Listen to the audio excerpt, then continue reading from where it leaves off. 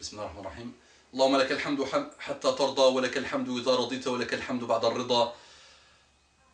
N'oublie pas s'il te plaît, ne dors pas, dis Alhamdulillah, Alhamdulillah, Alhamdulillah, pense à toutes les ni'mas que tu as, dis Alhamdulillah, s'il te plaît, si tu es dans la guidée, dis Alhamdulillah, si tu as la plus grande ni'ma d'Allah subhanahu wa ta'ala, dis Alhamdulillah, et remercie Allah et apprends à remercier Allah subhanahu wa ta'ala et à faire ses louanges.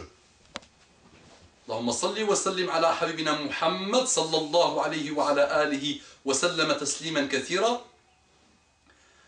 رب اشرح لي صدري ويسر لي أمري واحلل عقدة من لساني يفقهوا قولي آمين آمين آمين يا رب العالمين. Assalamu alaikum wa rahmatullahi wa barakatuhu. Que la paix d'Allah subhanahu wa ta'ala, sa miséricorde et ses bénédictions soient sur vous mes frères et sœurs partout dans le monde. Je me sens concentré aujourd'hui. C'est peut-être parce que j'ai mis mon costume sans cravate, qui est un frère que j'aime beaucoup aussi, qui m'a dit toujours le même endroit et toujours les mêmes habits qui sont sombres. Donc peut-être aujourd'hui là, je me suis dit je vais me mettre en costard sans cravate, j'ai pas voulu mettre ma cravate, ça fait trop sérieux. Mais j'étais à l'extérieur et quand je suis arrivé, je suis resté comme ça pour vous faire ces petits rappels qu'Allah nous guide, qu'Allah nous guide, qu'Allah nous guide. Ils sont d'abord pour moi ces rappels. J'ai dit, salam alaikum wa rahmatullahi wa barakatuh, je me suis engagé à être en paix avec vous. Ne voyez jamais le mal, voyez d'abord le bien, s'il vous plaît. Voyons toujours le bien entre nous, Inch'Allah. Et je vous dis, chaque réussite dans ce que je dis est d'Allah subhanahu wa ta'ala. Elle vient d'Allah subhanahu wa ta'ala. Chaque faille, chaque erreur, chaque dérive, chaque chose, elle vient de moi-même et de Shaitan. Qu'Allah maudisse Shaitan et qu'Allah me pardonne. D'accord? D'accord, s'il vous plaît, vous voyez toujours le bien, essayez de voir le bien. Écoutons ce message qui va me lancer des attaques encore. Voilà. Salam alaikum, je vous envoie alaikum salam wa rahmatullahi wa barakatuhu, ma soeur, mon frère. C'est ma soeur, ça. C'est une soeur qui m'a envoyé ce message. Apprenez à dire Salam alaikum wa rahmatullahi wa barakatuhu. Salam alaikum toute seule, 10 hasanat. Salam alaikum wa rahmatullahi, 10 hasanat, 20. Salam alaikum wa rahmatullahi wa barakatuhu, 30 hasanat. Eh oui, 30 hasanat. Qu'est-ce que c'est qu'une hasanat? Une hasana, qu'est-ce que c'est? Un centime d'euro? Ça c'est Allah subhanahu wa ta'ala qui sait. Donc ça peut te sauver de l'enfer. Protégez-vous de l'enfer, même avec la moitié d'une date. Donc imagine si tu as 10 hasanat ou 20 hasanat, ils peuvent te sauver de l'enfer. Parce que le jour du jugement dernier, tu vas demander des hasanat à ta mère. Non, je ne te donne pas, mon fils. Bye bye. Nafsi, nafsi. Je ne pense qu'à moi. Tu vas donner des hasanat à ton père. Non, non, non, non, non. Bah, non, non, non, nafsi à moi. Ah, pas possible. Tu vas demander des hasanat à tes enfants. Pas possible. Chacun pour soi à ce moment-là.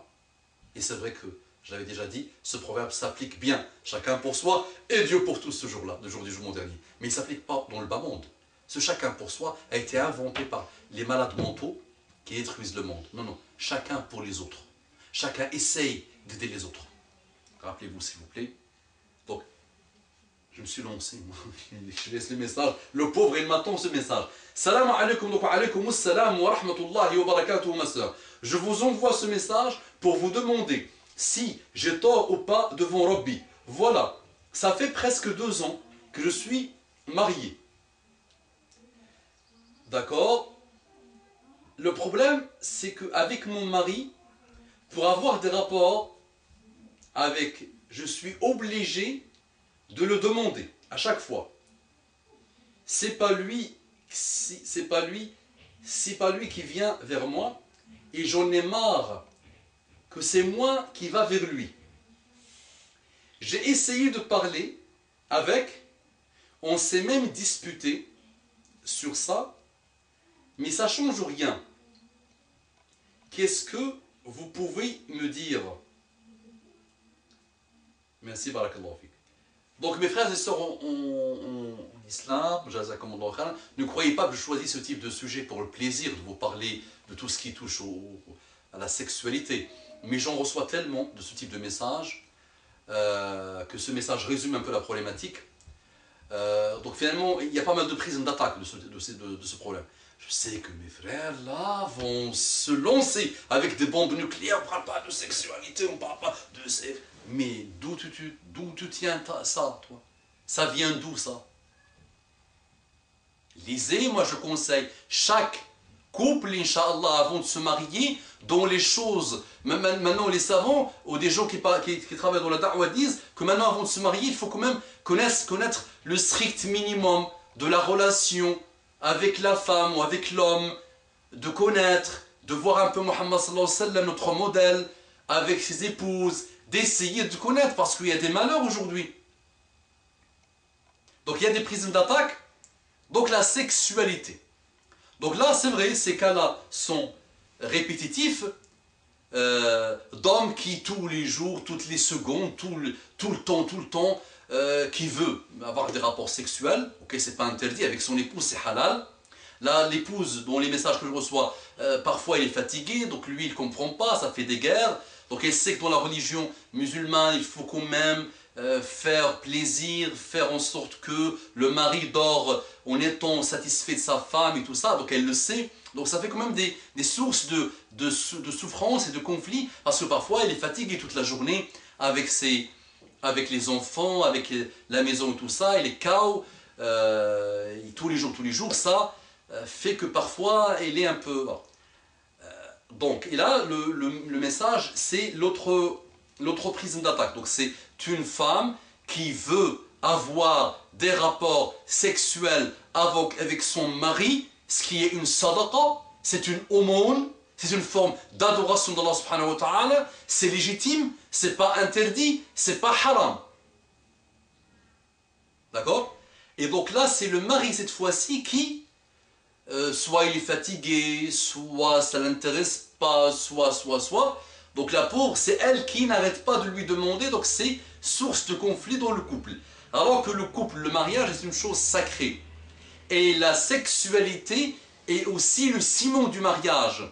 C'est quelque chose de très important. Donc je conseille les nouveaux couples et je conseille les anciens couples d'investir et de commencer à lire le livre qui s'appelle Tuhfatul Arous, la perle de la mariée ou du marié. L'arous c'est un mot qui se dit pour le marié et qui se dit pour la mariée. En arabe littéraire, le mot al-arous se dit pour les deux. Donc la perle de l'arous, Tuhfatul Arous. Lisez-le, il y a beaucoup de choses que vous devez apprendre et que vous devez faire. Maintenant, moi je vais faire le rappel. Ce n'est pas des fatwas, attention, on fait des rappels.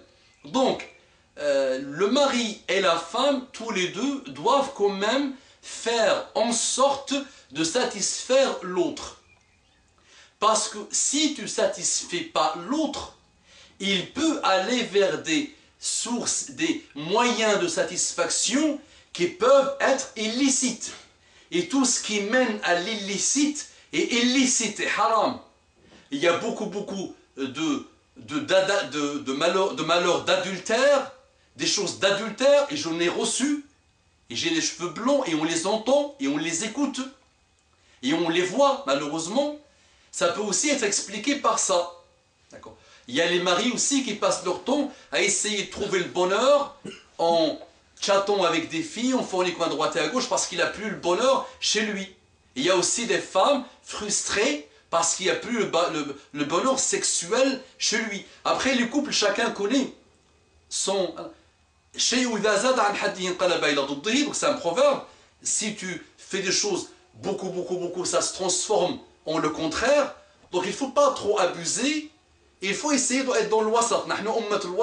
Nous sommes le peuple du milieu, du juste milieu. Dans les relations sexuelles, il y a un juste milieu. L'homme doit essayer quand même de se mettre à la place de la femme, et la femme doit essayer de se mettre à la place de l'homme, et soyons dans le juste milieu, s'il vous plaît. Et il y a des petites choses que chaque couple, chacun connaît son épouse, chaque épouse connaît son homme, son mari. Et il y a des choses qu'on peut installer, des langages, des choses pour montrer que j'ai envie de toi ce soir, ou tu as envie de moi ce soir. Et donc chacun essaye de... Et le but c'est d'adorer Allah subhanahu wa ta'ala et de privilégier toute chose qui nous maintient dans le halal pour nous éviter d'aller penser al haram. S'il vous plaît, par Allah, privilégiez aussi votre relation intime avec l'autre. Allahumma salli wa sallim ala habibina Muhammad. N'oubliez pas de propager ce message et je continuerai lors de la prochaine intervention, Inch'Allah.